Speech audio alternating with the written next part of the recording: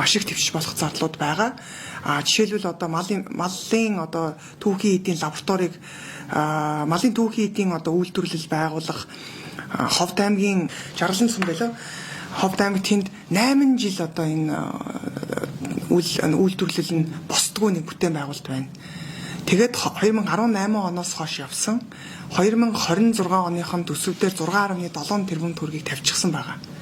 Тэнд яасан дуустгүй том бүтээн байгуулалт. Бараг нөгөө аж үйлдвэрийн парк шиг л хэмжээний одоо төсвөл байж таараа штэ. Эхний нэг жил нь өөрөө 6.7 тэрбум төгрөгийн баг 18 оноос хойш явсан төсөв бол маш их хэмжээний мөнгө гарсан байгаа. Би энэ дээр задаргаа авъя гэдэг асуудлыг яаман тавьсан.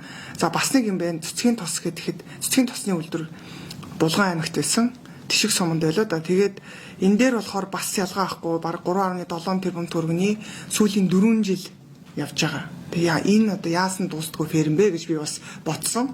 Өнөөдөр манай ер нь одоо нийгмийн халамжийн зардал чи ерөөсөө тэтгэмж халамжаас бүрдэж байгаа тий. Гэтэл одоо яг ингээд харах юм бол жоохон баг зэргийн тийм нэмэгдэл одоо өссөн дүнтэй юм шиг харагдаж байгаа боловч энэ зүгээр л инфляцийн алдагдлыг нөхөх зорилготой төсөв байгаа харагдаж байгаа. Тэгээд би түрүү хэлсэн дуустгүй энэ олон бүтээн байгуулалт одоо жишээлбэл 8 жил тавьж байгаа төсөв чинь анхны байгаа өртөгч нь өөрөө өнөөдрийн өртгөөр ямар байх вэ? Капиталын илэгдэл явагдаж байгаа. Жил ирэх тусам тэрийгэ дуусгахын тулд дахиад мөнгө нэмэгдээд байна.